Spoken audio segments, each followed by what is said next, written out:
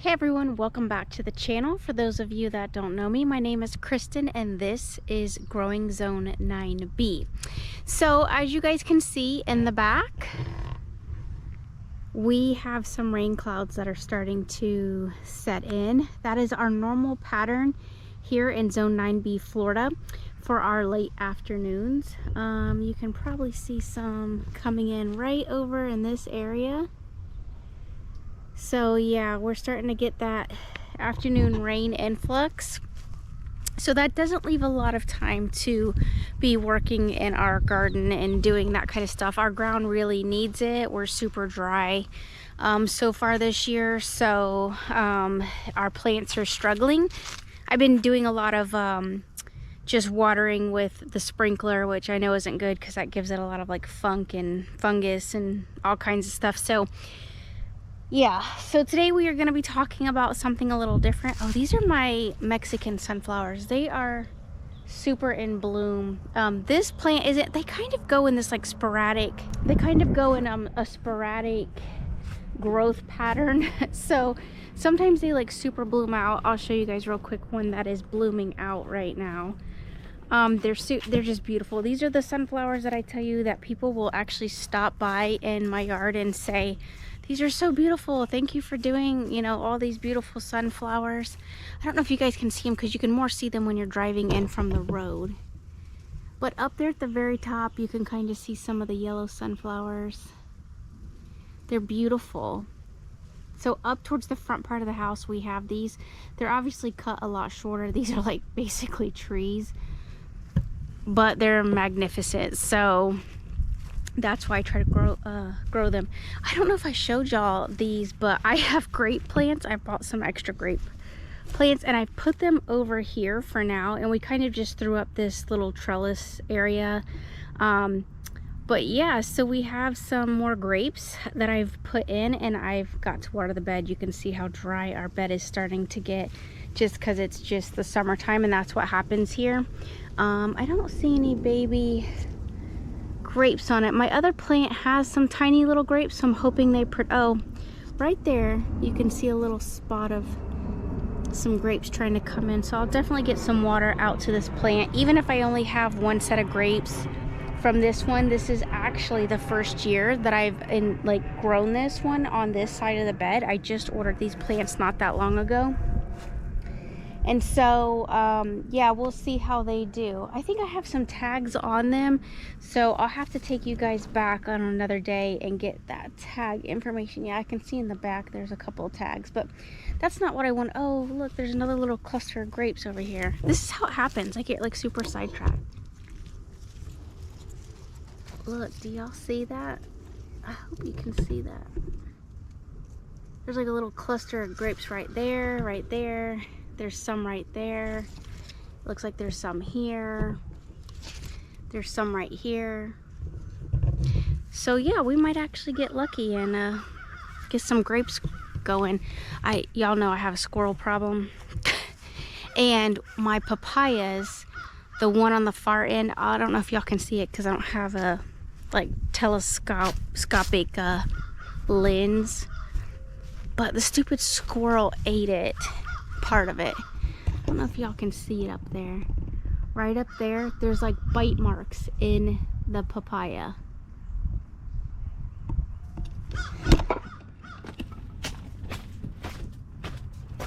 Alright, so I don't know if y'all could catch that, but we have the bite marks in the papaya. So of course you know what that means, is that the squirrels have been attacking it, and it's terrible. So what are you gonna do, right? You gotta live with nature, and nature lives with you. There's pros and cons to that. So all right, so today, since the rains are gonna start to come in and you know, take over this afternoon, and we do actually need that beautiful rain because we're just getting really dry around here, I wanted to tell you guys something that is like, I don't have any proof of it, so that kind of makes that a bad video as far as I'm concerned. But you have to trust what I'm saying here, because this is gonna blow your mind. So I went to the podiatrist because I wear a lot of flip-flops. We're here in Florida. Flip-flops is just kind of my thing when I'm not at work wearing my dress shoes.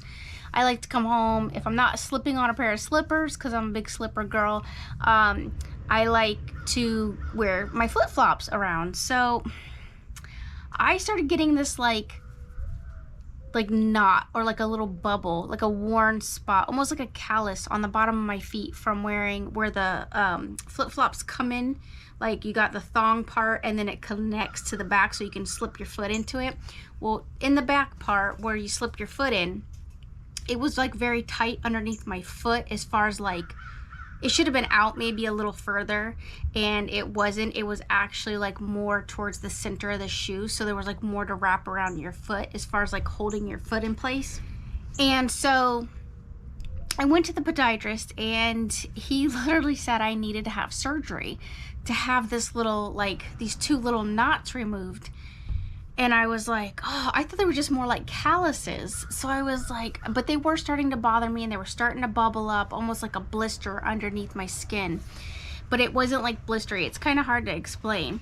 And I was like, dang, we're gonna have to have surgery. Like, that's, you know, insane.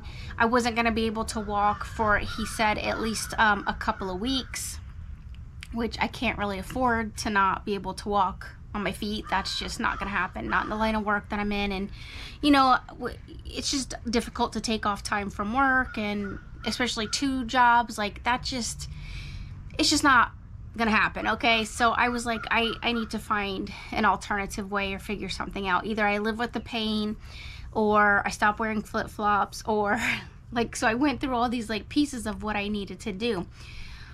So I was watching a video from Barbara O'Neill, and I really love her because she just is brilliant. A brilliant woman. I'm so glad that we have YouTube and these videos so that we can connect with people. And so I was actually telling some of my coworkers this, and they were like, man, you need to put this out on YouTube, because if somebody's not heard of her or your experience, they might not like believe what's happening. Sorry, we have a bunch of crows in the background. And so I was like, yeah, okay, I'm gonna tell y'all this story. So she was talking about using castor oil, which I have some castor oil. This is organic. It is in a plastic container. I know some people are like, don't use, you know, plastic containers because you get these microplastics and it's better to use glass. Yes, these are all true statements, but the average person can probably pick this up much more easily than picking up one that's glass. So you obviously do what's best for you. I'm just showing you what I used and what worked for me. And that is this brand. Now, I have used other brands in the past that have worked fairly well, but I don't like overuse this because it just wasn't something I thought of. But anyway, she was talking about it, and she brought this up about using it to get rid of some like issue, and I was like, let me do some research. I bet that castor oil would actually work really well for this area. And what does it hurt? Like, it's not gonna do anything bad if it actually doesn't work out. Like, I'm not hurting myself. So castor oil actually has a lot of benefits, in case you guys don't know. It can help to relieve constipation. It's also used for like moisturizing your skin. It can clean dentures. It's yeah, it's got like these anti-inflammatory properties, and so that's why it's good. Well, long story short, I started putting this a little bit, not a lot, because it's kind of like a thick, like syrupy type material. So I started putting it on these little knots before I went to bed. Like, I'd spray a little bit of magnesium spray, you know, like I normally do when I'm starting to, you know, just feel like I need the magnesium, because we all need some magnesium in our life. And so I sprayed it on the bottom of my feet, and then, which I have a video out there about that if you want to go check that out. And then I was like, let me add some of this, like just a little bit of this castor oil. Y'all, it actually worked. It really did. I'm not kidding you. Like, maybe there's some deep embedded tissue there that I'm not seeing or whatever, but I'm telling you, when I rub my foot, like, even if I showed you my foot, you wouldn't even be able to tell. So there's like no point in that. Like, I'm looking at my foot right now as I'm like telling you guys this story. But seriously, I put it on the bottom of my foot, and I don't like, I actually had a raised knot. So I wish I would have done this video like here's the before, and now we're gonna try this, and here's the after, because then you guys would have really seen this. But I'm not kidding you, I actually did this and it legit worked. So you don't require a lot. Just put a little bit on like an area that maybe might, well, this is what I did, you do what's best for you. But I just put a little bit on that area that was bothering me, and within, I would say, like 3 weeks, it went away. Like, I don't really have it. Like, it just was slowly digressing as far as like growth or anything. And of course, I haven't been wearing my flip-flops just for that reason. I've been wearing like these slide shoes so that I'm not getting that like tucked under thong piece to the flip-flop. So I have been, you know, getting away from that, and then I've been using the slip-in shoe.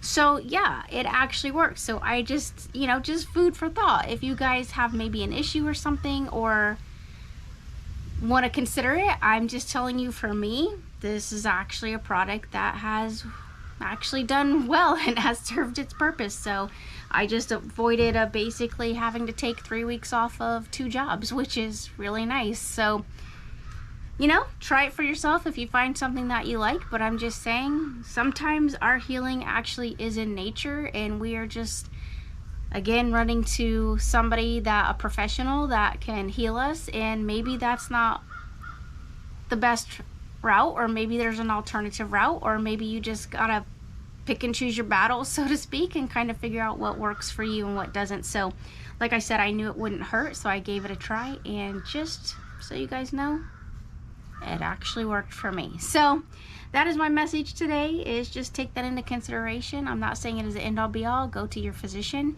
find out what works best for you, or a naturopath, or an acupuncturist, or whatever you so choose to use.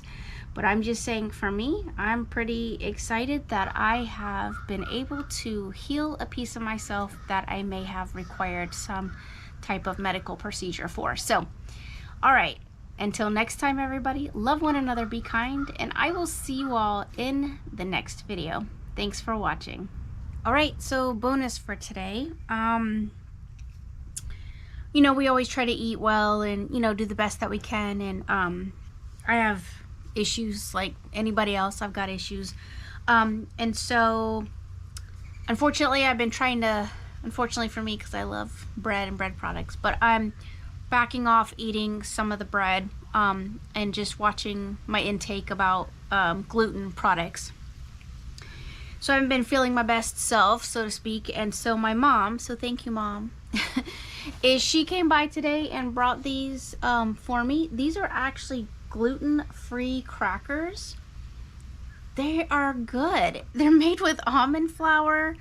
And this is just the ground sea salt, but it says non-GMO, gluten-free. So check them out if you guys are looking for some alternatives. Here are the crackers, because I've been eating them. They're really super good, so give them a try. Or I don't know, I know that our local grocery store carries them, so that's where we got them from.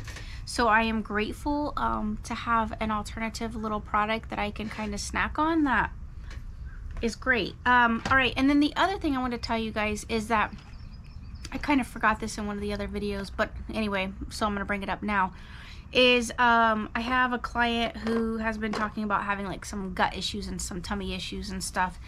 And so she says when she takes the Gaia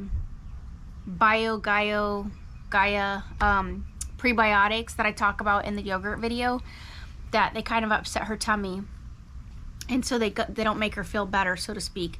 And so I get that, like a lot of people have these very sensitive gut issues and stuff. So here is something that I have found to kind of be an alternative. It's called Love Bug. And so you can get them, they make 0 to 6 months, 6 months to I think it's 8 months, and then so on and so forth. This is a prebiotic that you can add. Here it is. Ooh, flip it this way. Nope, that way. That you can add to your drinks or a smoothie if you're able to get some liquids down. This might be an alternative for you. So this is just literally food for thought. I am not a doctor. I'm not a physician. I am in the field of mental health. And so we all know that gut microbiome has a lot to do with your brain. A lot more studies are coming out with that connection of just the healing pieces of that. And so in order to bring some of that back into your life, you may need to take some alternative steps to getting some healing, and this is one of the ways that you can do it. So while this is made for kids, that to me tells me that this is going to be a lot more easier to digest because it is designed for children. So definitely don't be taken away from kids, but if you'd like to try it and maybe it helps you, just food for thought. So all right guys, until next time, be good.